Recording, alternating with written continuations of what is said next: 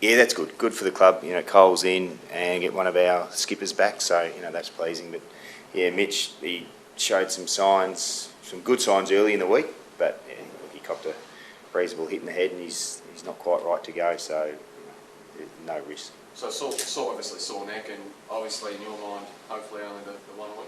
Yes. Yeah. Mitch's performance has been great through the year, hasn't it? You must be pretty disappointed that you can't play against the Kilda where you guys are a real chance. Yeah, he's a good player, and he's been in pretty good nick, and he's part of the leadership group. But injuries are injuries. We can't do anything about that.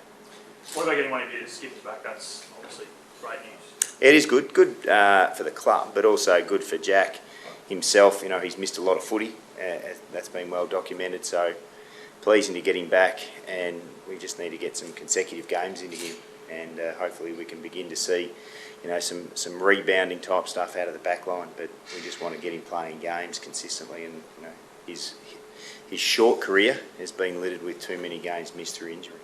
And he must be excited about. Hang on, sorry. So I was just saying, Jack, he must be excited about that too.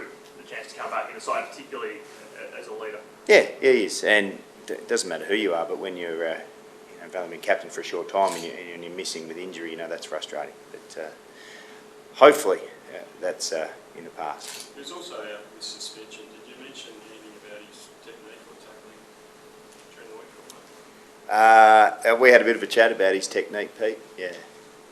What's Cole's state of mind been like, mate? Obviously, I think he could have played last week, but he had to serve that club suspension. He did. How's he gone about it? It's been a pretty long wait for him. Yeah, it has been a long wait. Most of it's been in injury rehab, so the boys just come in and they do their program. Similar, I suppose, to any other player that has a long-term injury. It's frustrating, but it's part of the gig, really.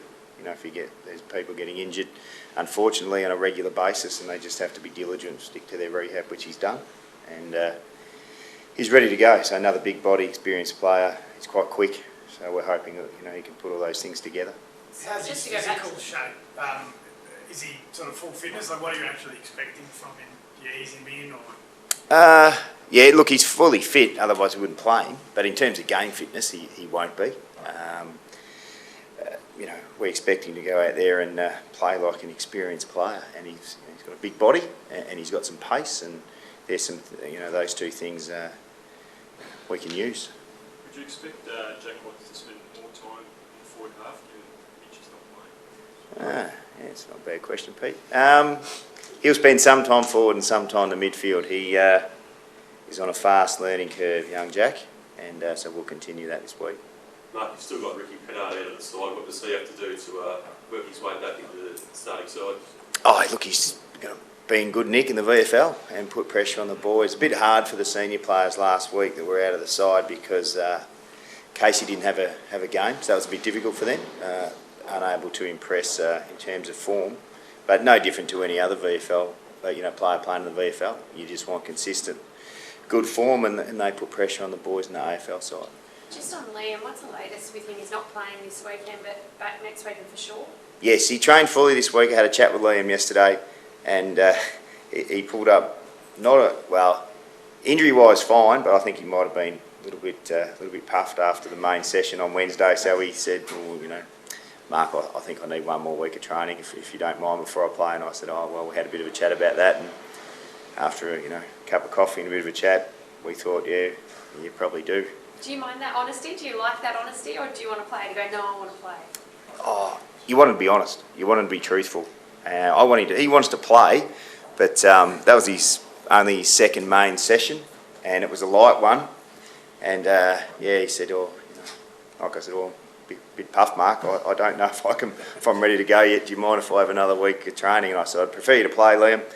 And he said, I don't know about that. So we'll give him another week. And that's honesty. That's what you need. There's no good going out there when you're not feeling as though you've done enough work. The risk of injury then increases. So it's, again, you can call it a conservative approach or just call it a smart approach. Given that, it must be a while to see him back at AFL level then.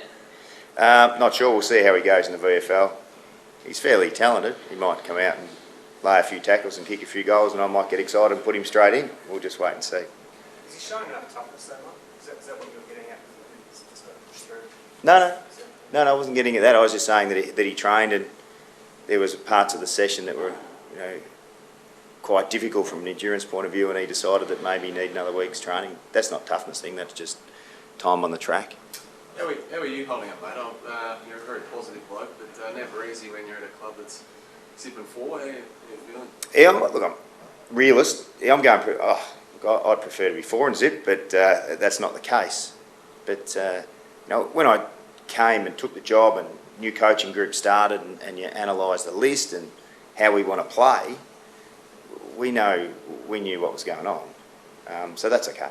The doomsayers come pretty quick. I mean, there's some people that are looking ahead 3 weeks and looking at your opponents and saying, well, shit, that could be zip and 8. What do you say to people that say that? Well, again, that's I don't know how many journalists there are that write on footy, but there seems to be a significant number. So you're going to have a whole heap of opinions, and that's fair enough. But again, from a coaching point of view, that's the short-term thing. The worst thing I think we can do when you're taking over a club and there's clearly been a change of direction in terms of the way we're going to play, a new coaching group, new leadership group. The worst thing that we could do is continually react to people's articles in the newspaper about upcoming opponents. We're going through a stage of laying some foundations for what will be good times to come. So we need to stay true to the way that we want to play, the way that we want to train, and the players that we want to get games into. I think that's really important, because you can go and plug holes and do a whole heap of other things, but I don't think that, in the long run that's going to be beneficial. I don't think we learn anything from that. I'm sure one person that you do respect his opinion is Paul Roos. He said that your players are hanging you out to dry a bit. What do you say to that? I haven't read that or heard it, so I'm not quite sure how to respond to that. It was on the couch, and he said that they hung Dean Bailey out to dry, and now they're starting to hang you out to dry a bit, and that they're not hard enough. Did he? Well, I'm not sure. Like I said, there's a whole heap of journalists that are paid for their opinions, and everyone's entitled to their own. Paul Roos, same boat. Well, he's a journalist. Yeah. Do you feel like selection pressure is starting to build in the group? A few blokes coming back from injury? I'd like the selection pressure of a few wins, Pete, and then with people coming back from injury. We'll just select the side as we go. No.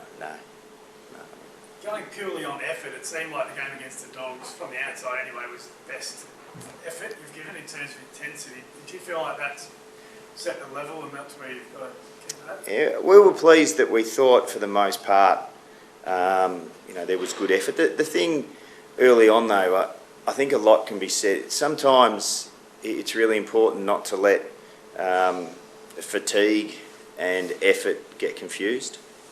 High level fatigue can make the bravest people look non-courageous, and we do have a young group, and when you put up against some oppositions that have a core group of experienced players that are hardened bodies, you just got to make sure that you haven't confused absolute exhaustion with effort. What's the resilience like amongst the group, Mark? It's obviously a young group, and they look at the win-loss as much as anyone. What's their level of confidence like? We've been really pleased with the way that our training's gone, and I think that's the first telltale sign. Our boys, we're very pleased with the way that we've been training, and we're going through the same scenario with the players, saying here are the areas that we'd really like to improve in. This is the way we're going to go about it. We're going to train this activity, off you go, and they've been really good. So do you think they're hard enough and tough enough, or is that something that you're working on, getting harder and tougher? I think all sides are working on that. You're pretty keen to go back to that question, aren't you? I'm just curious for your response. Yeah. Well, we'd like to improve our, but again, that goes through with everything. It takes a long time to get AFL hardened bodies, and it can't be done in 5 months. And that is a program that will continue. Just back on Jack Watson, have you thought about maybe playing on a player like Nick Revolt tomorrow night in terms of getting him to learn the game up forward and running power and sort of thing, or just circumstances change, Mitch Clark's out of the side, you can play him up forward? Yeah, no, we did have a discussion about playing Jack on Nick Revolt. That'd be an interesting matchup, wouldn't it? He'd learn a fair bit. Yeah, we'll see how we go. There's a lot of chance of happening. There's always a chance of things happening. But he won't. Actually, we're not allowed to say, because I'll get in trouble. It cost me 10 grand. A lot of good centre-half forwards, like John Brewer and the like, have always said the best way to learn how to play centre-half forward, and if he's on that fast learning track, is to play centre-half back. Yeah, you're right.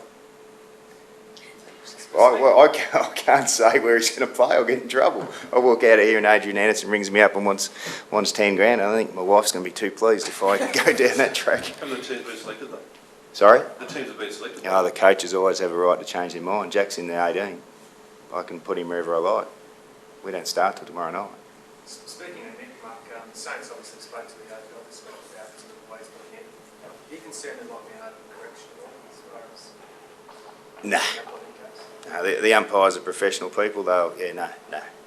That happens all the time. Most of the time it doesn't get in the papers, but there's coaches go and see Jeff Geeshan on a weekly basis. So that's all right.